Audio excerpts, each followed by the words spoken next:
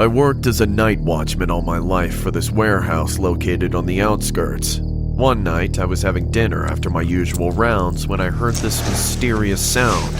It was the sound of something being dragged on the floor, so I got up to check. Sometimes homeless men sneak in to spend their night under a roof. Expecting something similar, I entered the storage unit where piles of cardboard boxes were lined up like a tower.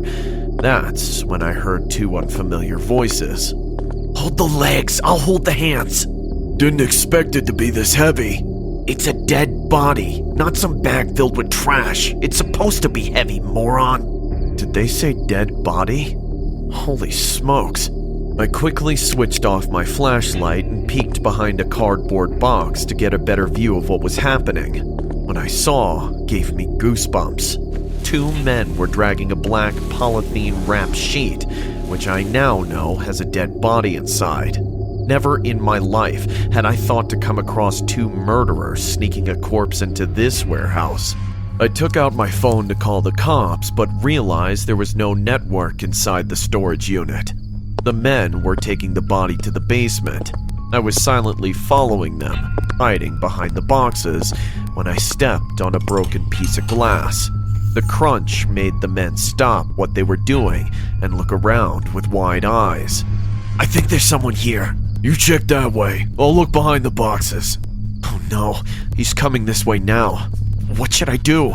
I quickly crawled to the doorway, but before I could get out, one of those murderers blocked my way. "Where do you think you're going, Doc?" "Move away. I have a gun." "Really? Show me." I don't want to injure you. The cops will be here soon. I've informed them already." "I know you're lying. But don't worry, I have a knife and that's better than your fake gun." Saying this, he took out a big knife and lunged at me. We started struggling on the floor. He brought the knife closest to my eyeball. I was freaking out of that one wrong move and I'm dead meat, just like the body in the plastic bag. But when death comes, you try the hardest to cling to life. I took out my flashlight and hit him on the head with it. He moved away, holding his bleeding head, and dropped the knife accidentally. I took full liberty of this chance and grabbed the knife before he could. He again jumped on me, but I stabbed him in the heart.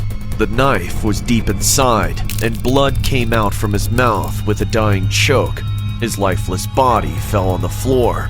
I just murdered someone. But I did it in my self-defense. There's only one way to inform the cops now. There's a phone in the security room. I must go there.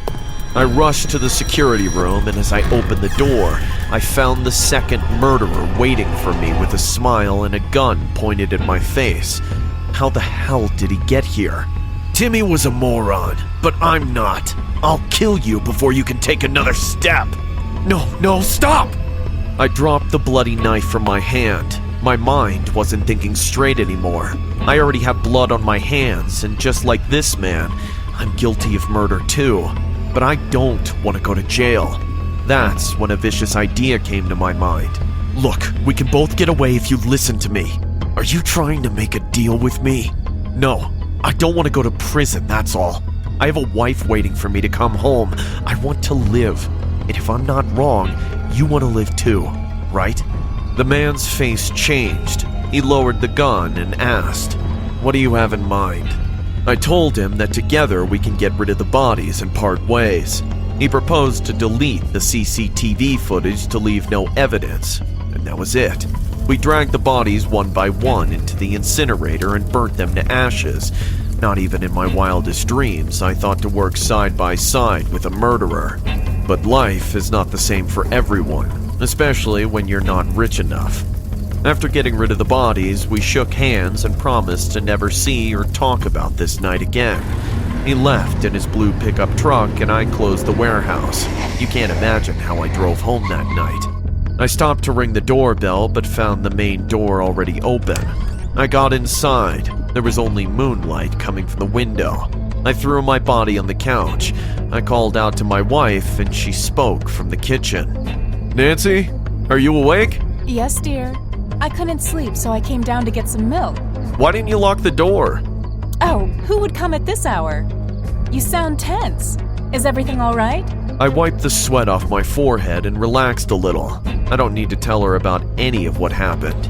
I calmed my voice down and said, "Can you get me a beer, please?" But she didn't answer. I called out again, "Nancy, are you there?" But this time, she replied, Yes, dear. I picked up the phone with shaking hands. Is it the cops? Are they already looking for me? Hello? Jonathan? Yes. Who's this? I'm your neighbor, Mrs. Morris. Don't worry. The cops will be here any moment. I knew something was wrong when I heard a scream. I got up and saw two men dragging something in a plastic bag outside your house. They left in a blue pickup truck. I dropped the telephone. I picked up my trembling body and walked to the kitchen. I turned on the lights. There was no one in the kitchen. It was ransacked completely. There was a long blood trail starting from the kitchen and ending at the door from where I stepped in. It's been 6 months now. I'm a prisoner in Ohio County Jail. I can't sleep at night, as that one question keeps haunting me in my dreams. If I killed one of the murderers of my wife and helped the other get rid of my wife's body, then who answered me when I got home that night?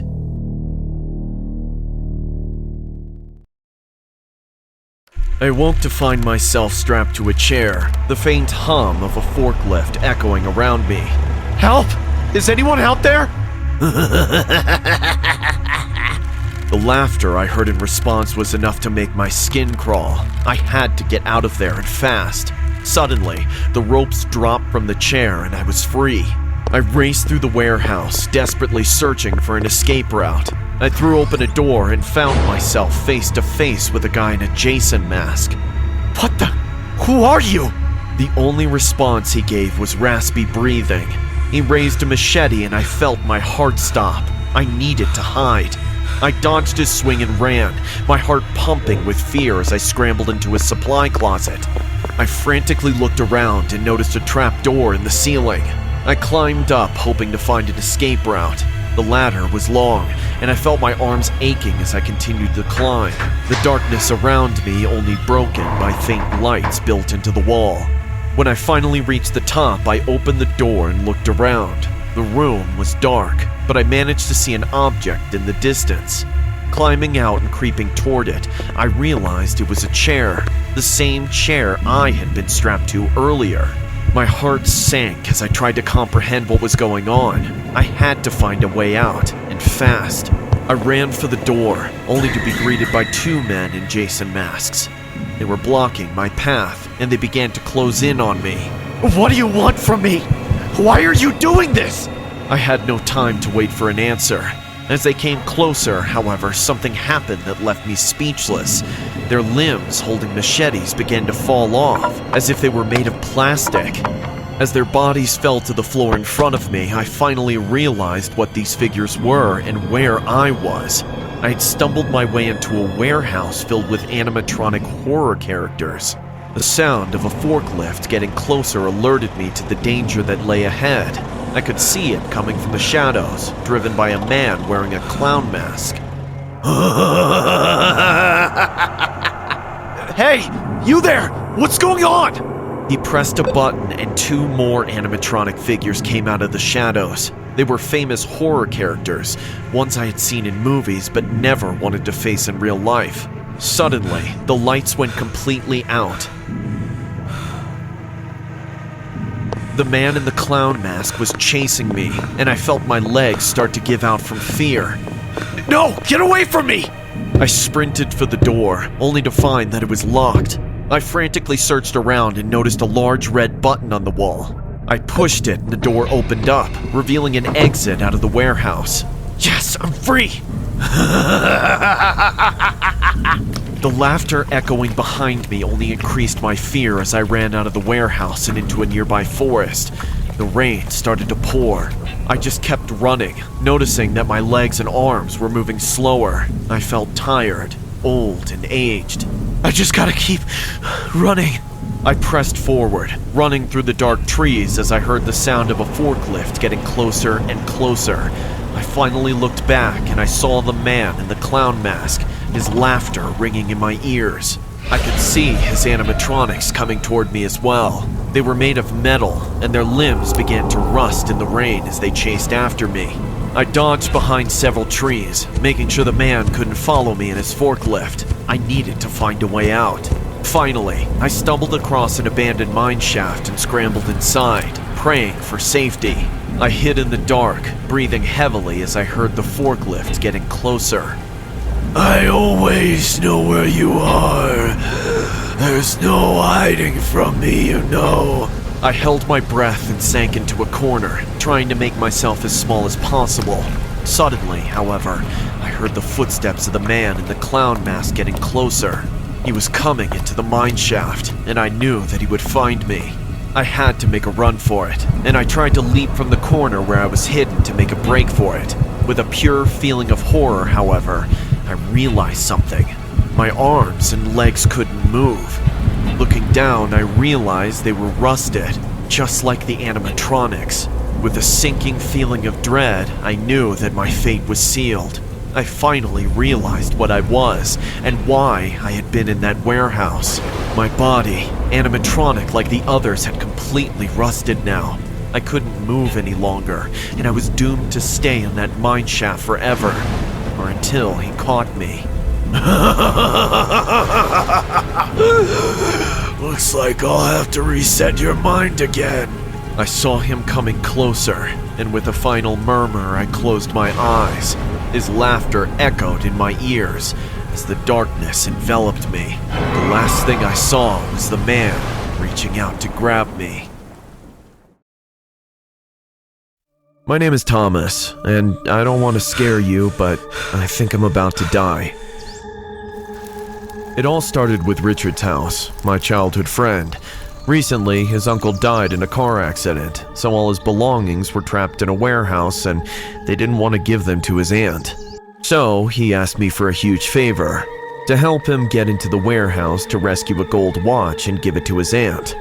I was touched by Richard's noble wish, but his uncle always made me suspicious. Whenever I went to his house, I saw a lot of satanic insignia or cult stuff, but he was my best friend and I couldn't say no to him. When we arrived at night, we carefully slipped into the warehouse, but the security guard saw us quickly and started chasing us. The guard was pretty old, so he couldn't keep up with us, and as soon as we lost him, we ducked out of sight. Very carefully, we made it to Richard's uncle's warehouse. I asked Richard if he had brought the key, but instead, he pulled out a lockpick and unlocked the padlock. Hey, you told me your aunt had a key. Why did you use a lockpick? You see... Come on, Richard, there's no such thing as a gold watch for your aunt. It's all an excuse to rob your dead uncle, isn't it? What if it is? He's dead. He won't wear any of this. Richard entered the place without paying attention to me and started to put everything he saw into a huge bag. Among everything he stole, something caught my attention. It was 2 round gold jewels. Underneath them, there was a note that said, "Keep quiet." As soon as Richard stole them, the power went out. We decided to leave the place immediately, but suddenly, we heard a scream. Ah! That was the voice of the guard. We were not alone. After a few seconds, the screams became muffled, and before we knew it, they disappeared. We ran to the exit door, and when we tried to open it, it was locked. Darn. For sure, the guard had them, and the worst thing was that everything was too dark for Richard to use his lockpick again to escape. While we were thinking about how to escape, a corpse came flying towards us. It was the guard. His throat was torn with a lot of force. This was not the work of someone from this world. From the direction of where the corpse was thrown, something approached us. It was a humanoid of more than 2 meters. With each step it took, we could feel it twist more than the previous one. It knew we were here, and it wanted to hurt us. Look, Richard, he has no eyes. The note said, "Keep quiet." How do we get out of here?